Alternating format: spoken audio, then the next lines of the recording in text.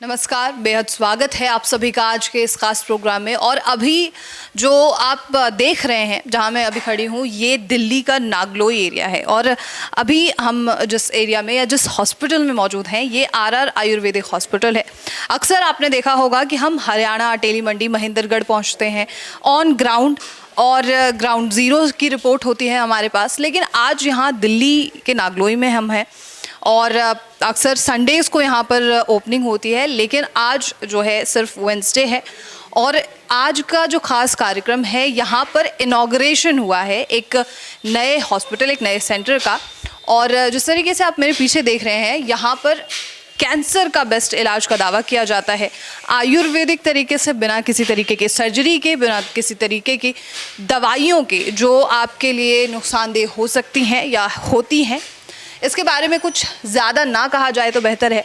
Cancer के अलावा हम फिशर या पाइल्स के बारे में भी बात करते हैं। और आप देख रहे हैं कि यहाँ जो तमाम पोस्टर्स लगे हुए हैं, उनके बारे में भी सबसे पहले हम बात कर लेते हैं। और जैसा यहाँ लिखा गया है कि सभी बीमारियों का सफल इलाज आयुर्वेदिक एवं पंचकर्म चिकित्सा द्वारा किया जाता है। यानी कि अभी तक हम ये देखते थे कर्क्यूमिन और पंचगव्य जो थेरेपी थी वो यहाँ पर प्रोवाइड की जाती थी, लेकिन पंचकर्म की शुरुआत भी यहाँ पर हो गई है। पंचगव्य थेरेपी में पहले बात करी थी, वो अब यहाँ पर जो है स्टार्ट की गई है। उसके बारे में हम बात करेंगे रमेश जी से, लेकिन अभी हमारे साथ एक पेशेंट भी यहाँ पर मौजूद है। आप कहाँ से हैं यहाँ पे?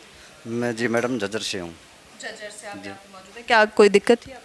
हाँ, मेरे दादी जी को थी। आपकी दादी जी। तो आप झज्जर से यहाँ पर ट्रैवल करके आए हैं? हाँ जी। क्या ट्रीटमेंट, कैसा लगा आपको यहाँ का ट्रीटमेंट? अच्छा है मैडम, 70% आराम है।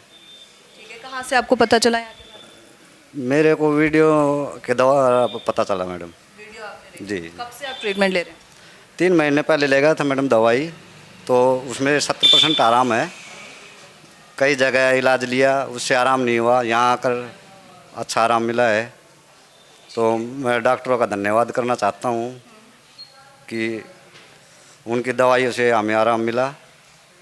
तो हमारे साथ यहाँ पर जो थेरेपिस्ट हैं वो भी मौजूद होंगी। मोनिका नाम है इनका। मोनिका, यहाँ पे कितने लोग अभी तक में आते हैं, या जो लोग आते हैं वो किस तरीके के सवाल पूछते हैं? काफ़ी पेशेंट आते हैं, मोस्टली आते हैं यहाँ से, बोलते हैं कि हमारे पेशेंट ठीक नहीं हुआ है, हमें पता चला है वीडियो देख के, हम आपके यहाँ आए हैं, तो कृपया आशा है कि हमें अच्छा ट्रीटमेंट मिलेगा। तो हम तो पेशेंट को ये एडवाइस करते हैं कि आपको अच्छा रिजल्ट मिलेगा, यहाँ आके आप संतुष्ट होकर ही जाओगे। किस तरीके की प्रॉब्लम्स को यहाँ पे देखा जा रहा है और कैसा ट्रीटमेंट देते हैं? ये कैंसर के पेशेंट भी, पाइल्स के पेशेंट भी आते हैं, जिनको पेन रहता है वो भी आते हैं, काफ़ी उनको आराम मिलता है। पंचकर्म थेरेपी भी की जाती है उनकी यहाँ पे, पंचगव्य द्वारा काफ़ी ट्रीटमेंट होते हैं। ठीक है, थैंक यू मोनिका। अब अंदर चलते हैं और बात करते हैं आयुर्वेदाचार्य रमेश जी से कि यहाँ के ट्रीटमेंट के बारे में, डाइट के बारे में, और साथ ही पंचगव्य जो प्रोडक्ट्स हैं उनके बारे में, और पंचकर्मा थेरेपी के बारे में ख़ास तौर पे। बहुत ही खतरनाक धातु है। लोगों को सबको पता है कि एल्युमिनियम से कैंसर बनता है। एल्युमिनियम से कैंसर बनने का बहुत बड़ा कारण। प्रेशर कुकर का खाना पकता नहीं है, गलता है। आज 14-14, 15-15 साल के बच्चे रात को तंबाकू मुंह में लगा के सोते हैं, सुबह निकाल के बाहर फेंकते हैं उसको। डिजिटल इंडिया बन चुका है। रेडिएशन कहाँ नहीं है, रेडिएशन हर जगह मौजूद है। और जिसको पता है, स्टेज कोई भी है, अभी मुझे कैंसर हो गया है और मुझे जीना है, हराना है कैंसर को, डेफिनेटली ठीक होता है, ये दावा है मेरा। आज सबके घरों में एल्युमिनियम और स्टील के अलावा कोई बर्तन नहीं है। एल्युमिनियम बहुत ही खतरनाक धातु है। सबको, जनरल आम लोगों को सबको पता है कि एल्युमिनियम से कैंसर बनता है। एल्युमिनियम से कैंसर बनने का बहुत बड़ा कारण। तो फिर सबके घरों में वो बर्तन क्यों हैं? क्योंकि हम सुविधा भोगी हो चुके हैं। प्रेशर कुकर का खाना पकता नहीं है, गलता है। लेकिन अब खुले बर्तन में कौन बनाए? बहुत समय लगेगा। ऐसे ऐसे पेशेंट आते हैं, वो कहते हैं कि दाल किस में बनाएंगे हम, अगर कुकर में नहीं बनाएंगे तो। अरे भाई, कुकर आज स्टील का भी आ रहा है, आज मिट्टी का भी आ रहा है, हो सकता है आने वाले समय में सोने चांदी का भी आ जाए, लेकिन उसमें खाना बनने की प्रक्रिया तो वही है ना। किसी भी चीज़ को जिसको हम बना रहे हैं, उसका अमोनिया उसी में जज्ब हो रहा है। अमोनिया खतरनाक जहर है जो एक से अनेकों बीमारियाँ पैदा कर रहा है, कैंसर तक बना रहा है। हम उसे खाए जा रहे हैं, वो उसी में जज्ब हो रहा है। इससे बेहतर तो हमारी जो, हम जिनको इलिटरेट कहते हैं, हज़ारों साल पहले की पीढ़ियाँ, वो हमसे ज़्यादा समझदार थे, साइंटिस्ट थे वो लोग। वो निकाल के बाहर फेंकते थे उसको। और हम उसको खा रहे हैं। फिर पुराने समय में क्या था, नशा तो था ही नहीं, नाम मात्र का था। आज 14-14, 15-15 साल के बच्चे रात को तंबाकू मुंह में लगा के सोते हैं, सुबह निकाल के बाहर फेंकते हैं उसको। तंबाकू के अलावा पता नहीं कितनी वो हैं नशीली चीज़ें जिनका इस्तेमाल करते हैं। नशे से भी कैंसर हो रहा है ना। उदाहरण के लिए बताऊं मैं आपको, जैसे बेंजीन है। बेंजीन बहुत खतरनाक केमिकल है जो रसोई गैस में डाला जाता है, और इसलिए डाला जाता है कि उसमें स्मेल पैदा हो जाए। गैस में स्मेल नहीं होती, इमरजेंसी में पता लग जाए कि भाई कहीं गैस लीक नहीं हो गई है, दुर्घटना से बचा जा सके। तो उसका बेनिफिट तो है ना बेनिफिट, लेकिन हम उसका मिसयूज कर रहे हैं। चारों दिशाओं में कहीं भी चले जाओ आप, सबका खान पान, रहन सहन, बोल चाल सब कुछ डिफरेंट है, लेकिन खाना पकाने का हर लेडीज़ का एक ही तरीका है। तवे को 2-3 बार उठा पटक करके रोटी को बर्नर पे फेंकती हैं फुलाने के लिए, जो सीधे बेंजीन के संपर्क में जाती है। रेडिएशन कहाँ नहीं है रेडिएशन? आज पूरे वायुमंडल में रेडिएशन है। डिजिटल इंडिया बन चुका है, रेडिएशन कहाँ नहीं है? रेडिएशन हर जगह मौजूद है। सबसे खतरनाक ये फ़ोन हमारा 24 घंटे हम जेब में रखते हैं, रात को भी सिर के नीचे लगा के सोते हैं। इनसे बचने की ज़रूरत है कि कम से कम रात को तो स्विच ऑफ करके 5-10 फीट दूर रखें फ़ोन को। रेडिएशन से कैंसर बन रहा है, और हम क्या करते हैं, छोटे छोटे बच्चों के हाथ में दे देते हैं। बच्चा जब रोता है तो उसके हाथ में दे दिया, चुप हो जाता है।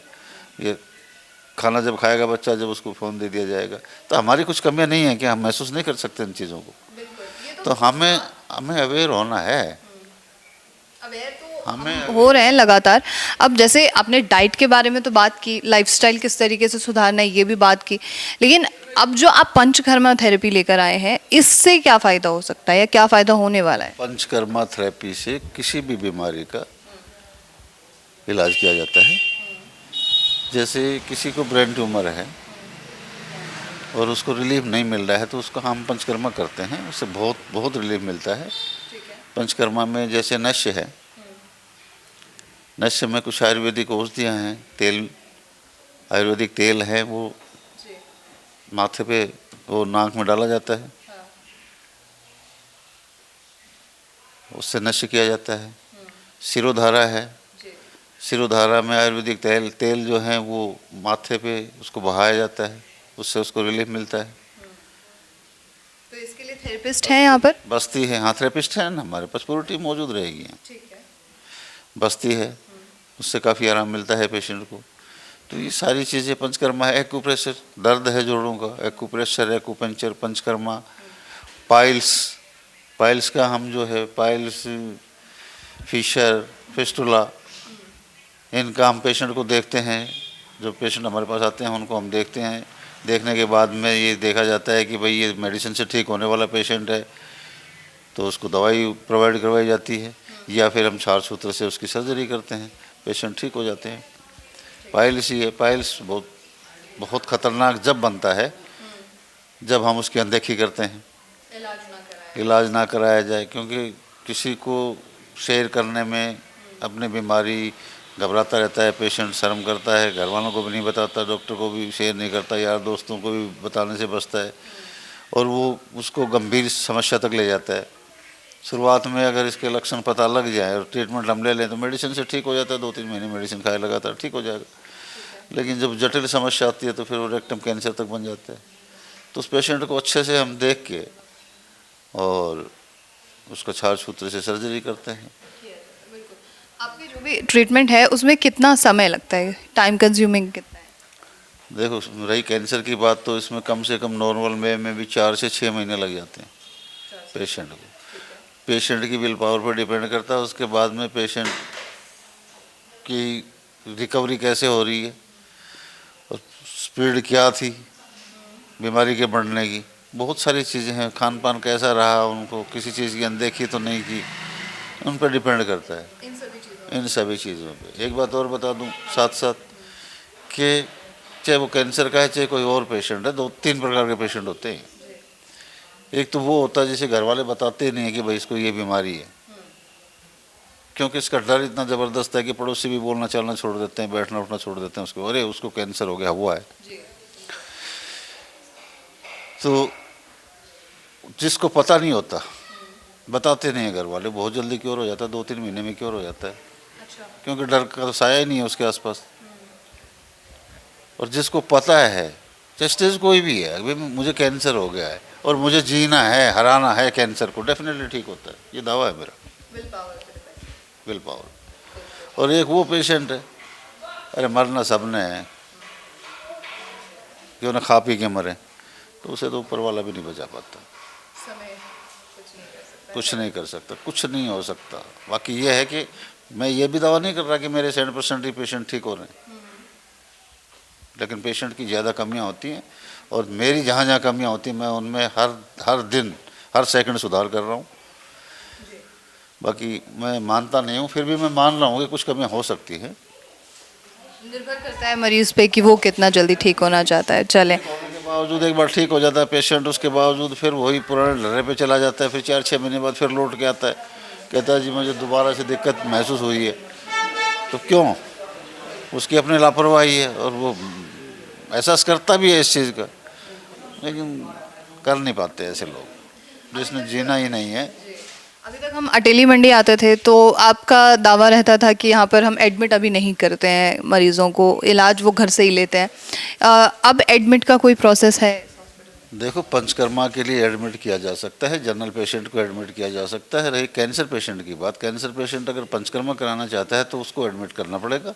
बाकी उसको हम 1 महीने की दवा प्रोवाइड करवाते हैं, और वो अपने नागलोई आ सकते हैं। हाँ, दवा लेने के लिए, मेडिसिन लेने के लिए यहाँ किसी भी दिन आ सकते हैं। संडे को तो मैं बैठता हूँ, आगे कोई प्रोग्राम बनेगा और मेरी टीम हर दिन बैठेगी, आगे कोई मेरा अपना प्रोग्राम बनेगा तो मैं जल्दी ही वो तारीख वो दिन भी निश्चित कर दूँगा।